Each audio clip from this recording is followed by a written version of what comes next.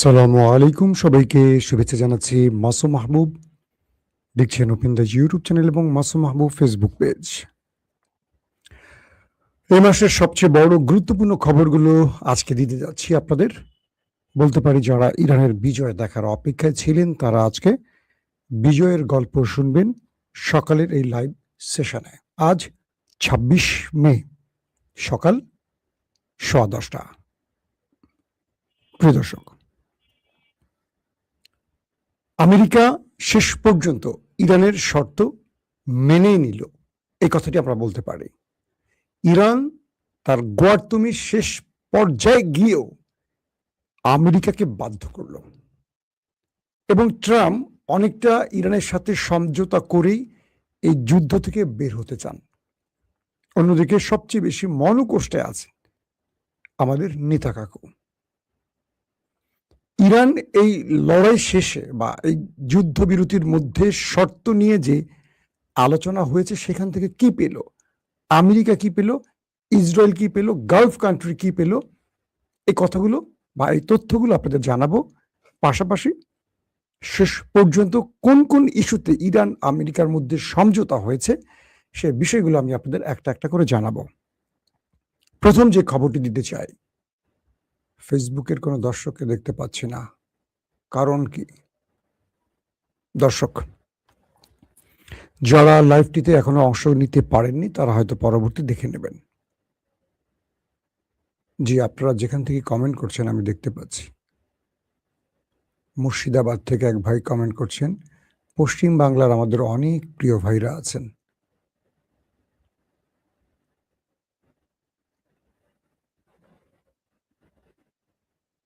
প্রিয় দর্শক, যে গুরুত্বপূর্ণ খবরটি দিতে চাচ্ছি এখন সেটি হলো আমেরিকা এবং ইরানের মধ্যে যে আলোচনাগুলো হয়েছে সেই আলোচনার মূল কয়েকটি গ্রান্টার রাষ্ট্র ছিল, স্টেক হোল্ডার ছিল মুসলিম রাষ্ট্র।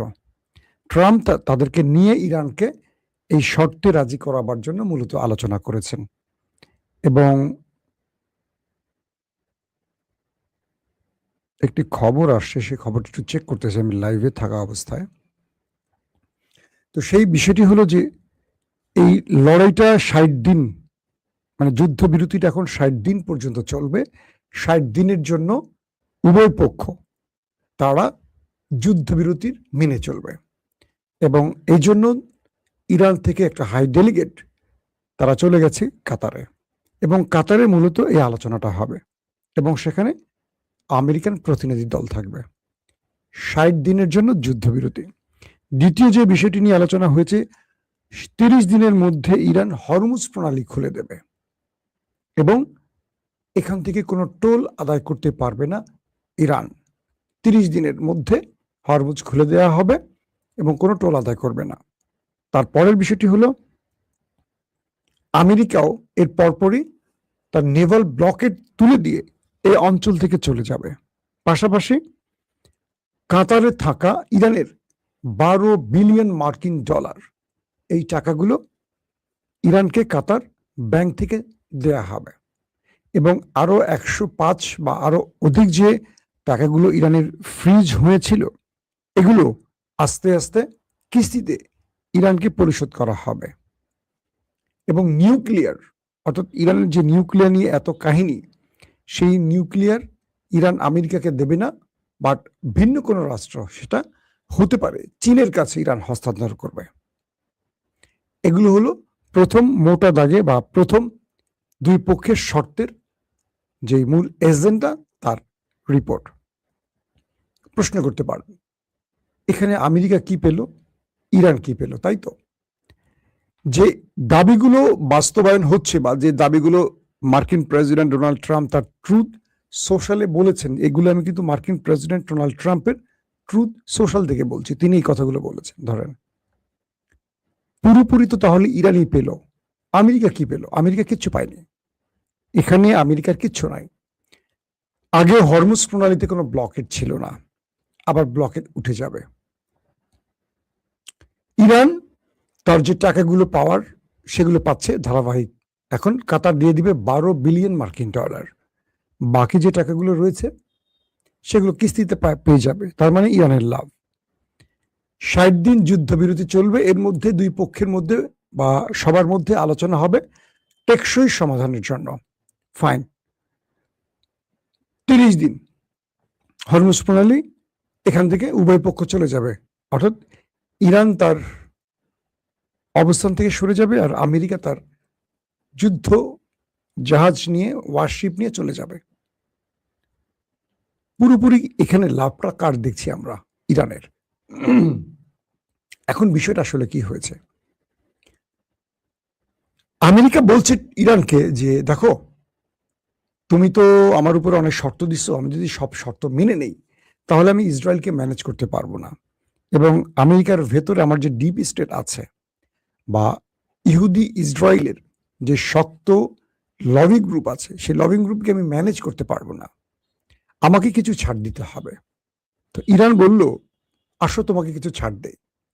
কি ছাড়? আমি হরমুজ থেকে টোল নেব না।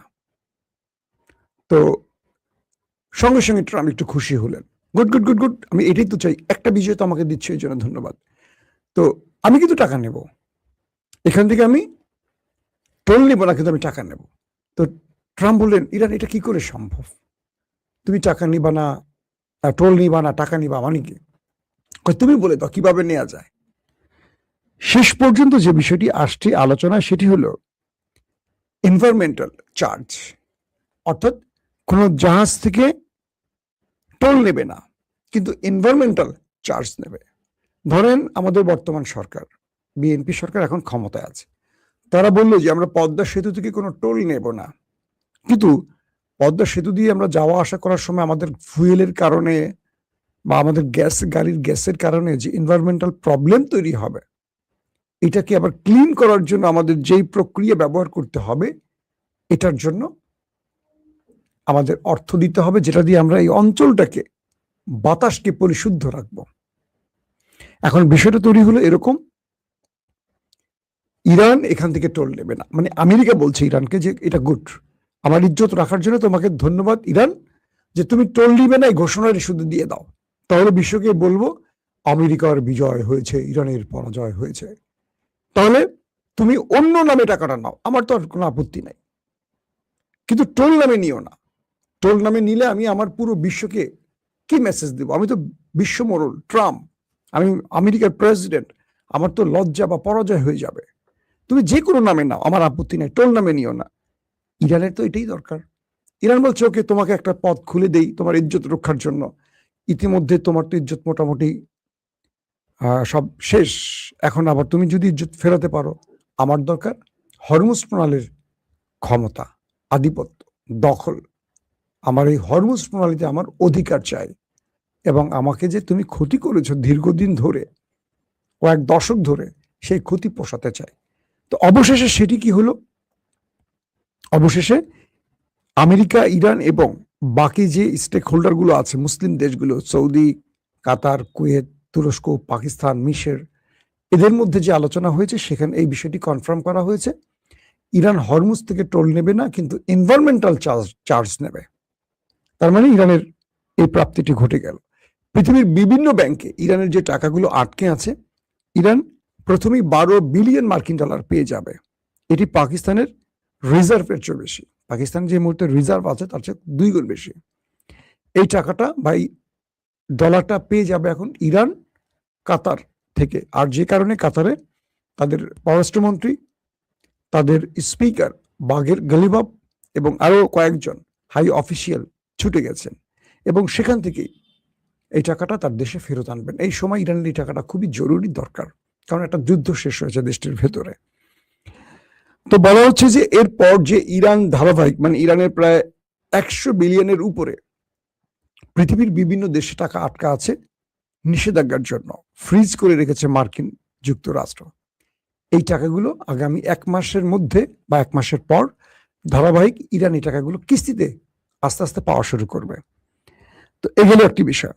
এখন আমেরিকা বলছে ইরানকে, আচ্ছা আমি তো সব তোমাকেই দিয়ে দিলাম তোমার শর্ত অনুযায়ী, ইসরায়েলকে তো কিছু দিতে হবে।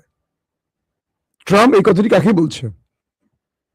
মুসলিম বিশ্বকে, যে আমি তো সব ইরানকে দিয়ে দিলাম, তোমাদের শর্ত মেনে নিলাম, আমার গায়ের কোটটা দিলাম, ধুতি দিলাম, শুধু জাইঙ্গাটা পরে এখন আমি আবার ওভালে চলে যাচ্ছি, আমার হোয়াইট হাউসে চলে যাচ্ছি লিঙ্কটু হয়ে। তো আমাকে তো ইসরায়েলকে কিছু দিতে হবে, না তো নেতানিয়াহু তো মানবে না। ওই বেটা তো শক্ত ঘাউরা, কেন আমার ক্ষমতা থেকে আমাকে নামাই দিবে ওর মেকানিজম করে। তাহলে আসো একটা কিছু দিতে হয়। কি দিবে আমাকে? মানে ইসরায়েলকে দিলেই আমাকে দেওয়া হয়ে যাবে ইসরায়েলকে স্বীকৃতি। ডোনাল্ড ট্রাম্প বলছেন তোমরা সবাই ইসরায়েলকে স্বীকৃতি দিবা, সৌদি, কাতার, বাহরাইন যারা আছো তোমরা সবাই, যারা যারা দাওনি আর যারা যারা দিয়েছে তারা তো আছোই, কিন্তু যারা দাওনি স্বীকৃতি, ইসরায়েলকে স্বীকৃতি দিতে হবে। এখন খেপে গেছে লিন্ডসে গ্রাহাম। তিনি বলছে যদি ইসরায়েলকে স্বীকৃতি না দেওয়া হয় তাহলে বাকি রাষ্ট্রকে কঠিন মাসুল দিতে হবে। আর গালে হাত দিয়ে, কপালে হাত দিয়ে বসে গেছে নেতানিয়াহু। তিনি বলছেন আমি তো যুদ্ধ চাই, স্বীকৃতি নয় পরে আদায় করে নেব, কিন্তু আগে আমার যুদ্ধ চাই। যুদ্ধের মাধ্যমে আমি গ্রেটার ইসরায়েল তৈরির যে পরিকল্পনা করছি মিস্টার ট্রাম্প, তুমি সেখান থেকে আমাকে ছুঁড়ে ফেলে দিলে, এটা কি করে হলো? অর্থাৎ এই অবস্থার মধ্যে গিয়ে এখন বড় ফ্যাসাদে পড়ে গেছে ডোনাল্ড ট্রাম্প। তিনি এখন কোনোভাবে বুঝতে পারছেন না তিনি কিভাবে এখান থেকে সমাধান খুঁজবেন। বাট ডোনাল্ড ট্রাম্প খুশি যে ইরান শেষ পর্যন্ত কিছুটা হলে নমনীয় হয়েছে বাকি মুসলিম রাষ্ট্রের চাপে পড়ে, কারণ এখান থেকেই ডোনাল্ড ট্রাম্প তার একটা এক্সিট রুট খুঁজছে। এখন ডোনাল্ড ট্রাম্পের বক্তব্য হলো যে ইহুদি জাতি এবং মুসলিম জাতি এরা তো খুব কাছাকাছি একটি জাতি, বরং খ্রিস্টান জাতির সাথে ইহুদি জাতির দীর্ঘদিন লড়াই হয়েছে এবং মেরেছে। মুসলিমরা ইহুদিদের খুব কম মেরেছে, মারিনি বললেই চলে। আমরা যে ইতিহাসগুলো জানি একটু সেই ইতিহাস থেকে ঘুরে আসি। হযরত ইব্রাহিম আলাইহিসসালাম, যেটাকে আমরা যেটাকে ইসরায়েল বা আমেরিকা বলছে অ্যাব্রাহাম অ্যাকর্ড, যে চুক্তিটির বিষয় অ্যাব্রাহাম অ্যাকর্ড বলছে তারা, এটা কি? হযরত ইব্রাহিম আলাইহিসসালাম বা ইব্রাহিমী চুক্তি এটাকে বলা হয়। তো হযরত ইব্রাহিম আলাইহিসসালামের দুই পুত্র ছিলেন, হযরত ইসহাক, হযরত ইসমাইল। হযরত ইসহাক আলাইহিসসালামের আসছে অনেক নবী, তার সন্তান ইয়াকুব আলাইহিসসালাম, মুসা আলাইহিসসালাম, এই যে ধারাবাহিক যারা আসতেন তারা। আর ইসমাইল আলাইহিসসালামের পক্ষ থেকে আসছেন শেষ নবী খতামুন নবীন যাকে বলি, আল্লাহ রাসূল আমাদের মহানবী সাল্লাল্লাহু আলাইহি সাল্লাম, তিনি হলেন শেষ নবী। তো হযরত ইয়াকুব আলাইহিসসালাম, ইসহাক আলাইহিসসালামের পক্ষ থেকে আসছেন হযরত ইয়াকুব আলাইহিসসালাম, ইয়াকুব আলাইহিসসালামের পক্ষ থেকে মুসা আসছেন, সেখানেই আসছিলেন এই ইহুদি জাতি, বনি ইসরায়েল জাতি। সেটা হলো ওই যে ইয়াহুদি বা ইয়াহুদা, তার এক পুত্র। এটা আপনারা সবাই কম বেশি জানেন, সেদিকে না যাই। তো এই যে ইহুদি জাতি, দেখেন আমরা কিন্তু চাস্তো ভাই, আমরা ইহুদিরা কিন্তু চাস্তো ভাই। আমার যেমন চাস্তো ভাই আছে, ব্যক্তিগত আপনারও আছে, আরেকজনের আছে। তো আমরা মুসলিমরা যেমন ইসহাক এবং ইসমাইল আপন ভাই, হযরত ইব্রাহিম আলাইহিসসালামের দুই পুত্র, তাদের বংশধরে কিন্তু আমরা ধারাবাহিক আসছি। তার মানে আমাদের দাদা যদি ইব্রাহিম আলাইহিসসালাম হন, আমাদের জাতির পিতা তো হযরত ইব্রাহিম আলাইহিসসালাম, তাহলে আমাদের বাবা হন ধরেন একটা গল্পের ছলেই বলছি, দুই নবীর একজন, তাদের পক্ষ থেকে তো আমরা ধারাবাহিক আসতে আসতে আসতে আজকে আমার সন্তান থেকে আমার সন্তান, তার সন্তান থেকে তার সন্তান আসে। তো আমাদের মধ্যে যে এই ব্যবধানটা পুরো পৃথিবীতে, তার প্রধান একটি কারণ আছে। সেই কারণটি হলো কি জানেন?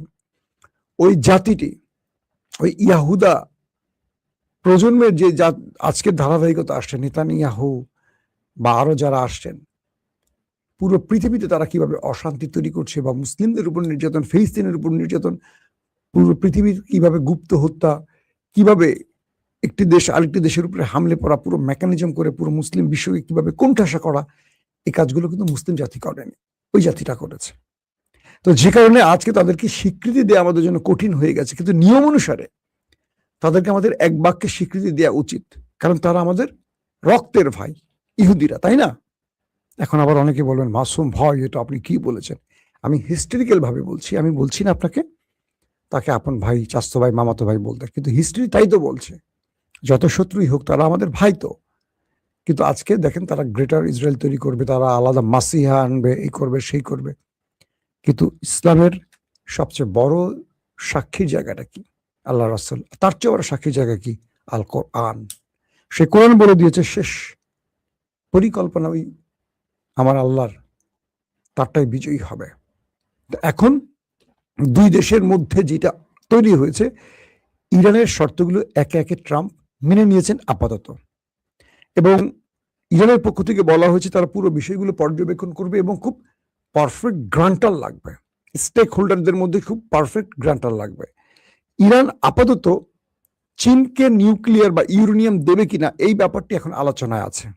তারা হয়তো এই ইউরেনিয়াম চীনকে দিতে পারে, এখনো কনফার্ম না, তারা এটা নিয়ে আলোচনা করবে। ইরান হরমুজ থেকে চলে যাবে এনভায়রনমেন্টাল চার্জ নিয়ে, আমেরিকা চলে যাবে নেভাল ব্লকেট তুলে ওমান সাগর থেকে। পাশাপাশি ইরানের উপর যে স্যাংশন গুলো আছে দীর্ঘ কয়েক দশক ধরে, এগুলো ধারাবাহিকভাবে আস্তে আস্তে আস্তে আস্তে তুলে দেয়া হবে। কিছু থাকবে, কিছু থাকবে না, তেলের উপর কিছু থাকবে, গ্যাসের উপর কিছু থাকবে, আস্তে আস্তে ইরানের উপর থেকে এগুলো তুলে দেয়া হবে এবং ধারাবাহিক এই আলোচনাগুলো চলতে থাকবে। তো এভাবেই মূলত দুই পক্ষের মধ্যে আলোচনাটা শেষ হয়েছে।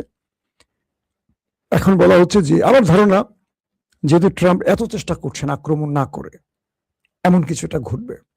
আল্লাহ ভালো জানে এর মধ্যে আবার ইসরায়েল কোনো পাগলামি করে বসে কিনা। কিছু সোর্স বলছে বন্দর আব্বাসে একটু উত্তপ্ত অবস্থা আবার নাকি আবার তৈরি হয়েছে আমেরিকা ইসরায়েলের মধ্যে।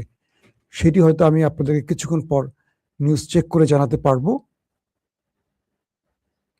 কারণ কিছু খবর বলছে যে আমেরিকার সাথে আবার বন্দর আব্বাসে উত্তেজনা শুরু হয়ে গেছে। সেই জায়গাটিতে আসলে আমি নিউজ চেক করতেছি কিন্তু নিউজটা রিফ্রেশ হচ্ছে না বারবার।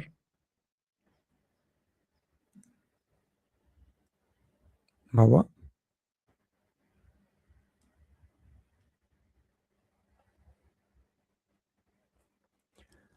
আমাদের অনেক দর্শক আমাকে বলছেন, আমি লাইভের মধ্যে আছি তো এখন, আমি তারপরে চেক করতেছি আল জাজিরার, একটু চেক করি।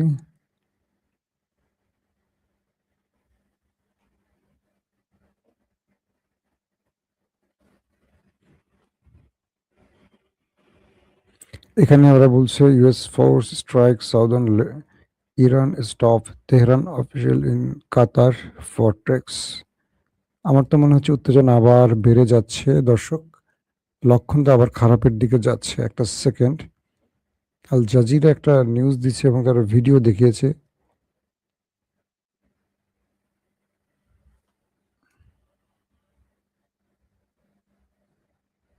আমি সংবাদটা আপনাদের দিতে চাই। দেখেন, এই হলো অবস্থা। ইরান যে কথাগুলো বলছে যে আমরা ওদেরকে বিশ্বাস করি না, আসলে সেই দিকেই যাচ্ছে সবকিছু। ইরান যে ওদের বিশ্বাস করে না কেন এবার বুঝতেছি। ওরা সারাদিন আলোচনা করে একটা আর করে আরেকটা, এটা ওদের জন্য সবচেয়ে খারাপ জিনিস। আল জাজিরা বলছে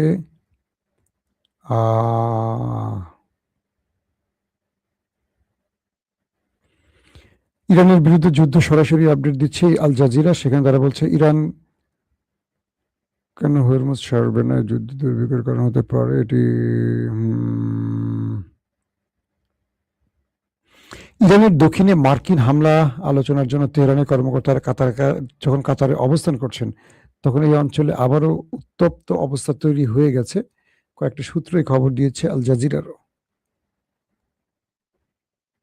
এখানে বলা হচ্ছে যে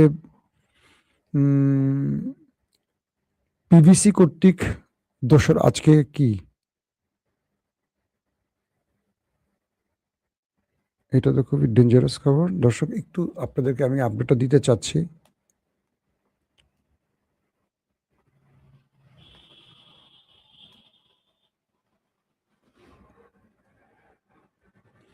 আল জাজিরার এই খবরটা কি লেটেস্ট? তাই তো মনে হচ্ছে।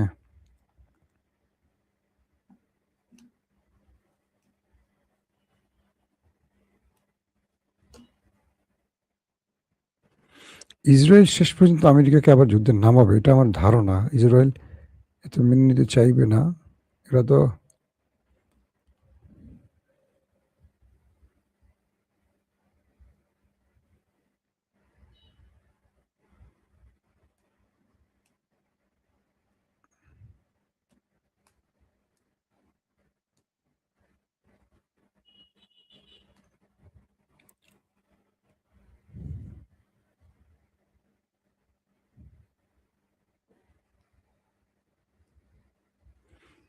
মার্কিন যুক্তরাষ্ট্র জানিয়েছে তারা দক্ষিণ ইরানের ক্ষেপণাস্ত্র উৎক্ষেপণ কেন্দ্র এবং মাইন পাতা জাহাজে হামলা চালিয়েছে। এই যে আবার যুদ্ধ শুরু হয়ে গেল, যে খবরটি খুব দুঃখজনক। মার্কিন যুক্তরাষ্ট্র জানিয়েছে তারা ইরানের দক্ষিণে ক্ষেপণাস্ত্র উৎক্ষেপণ কেন্দ্র এবং মাইন পাতা জাহাজে হামলা চালিয়েছে, যাকে একজন মার্কিন সামরিক মুখপাত্র আত্মরক্ষামূলক হামলা বলে বর্ণনা করেছেন। এর আগে ইরানের গণমাধ্যম দক্ষিণাঞ্চলীয় বন্দর আব্বাসে বিস্ফোরণের খবর দিয়েছিল। ইরানের বিরুদ্ধে যুক্তরাষ্ট্র ইসরায়েলের যুদ্ধ শেষ করার একটি সম্ভাব্য চুক্তির বিতর্কিত বিষয়গুলো নিয়ে আলোচনা করতে তেহরানে শীর্ষ আলোচকরা পৌঁছে গেছেন। এর মধ্যে উভয় পক্ষের আবার উত্তেজনা শুরু হয়ে গেছে। দর্শক, আমি নিউজটা ভালো করে চেক করছি, একটু আন্তর্জাতিক সংবাদ মাধ্যমগুলো চেক করে আমি আপনাদেরকে আবারও আপডেট দেবো ইনশাল্লাহ। এই জন্য কিছু সময় আপনাদের ওয়েট করতে হবে। এখনকার মতো বিদায় নিচ্ছি। আর একটু যাচাই বাছাই করে নিয়ে আমার মিডল ইস্টের সহকর্মীদের সাথে আমি একটু যোগাযোগ করে পুরো বিষয়গুলো জেনে আমি আপনাদেরকে আজকে দুপুরে আবার জানাবার চেষ্টা করব। এখনকার মতো বিদায় নেই। প্রত্যেকে ভালো থাকবেন। আল্লাহ হাফেজ।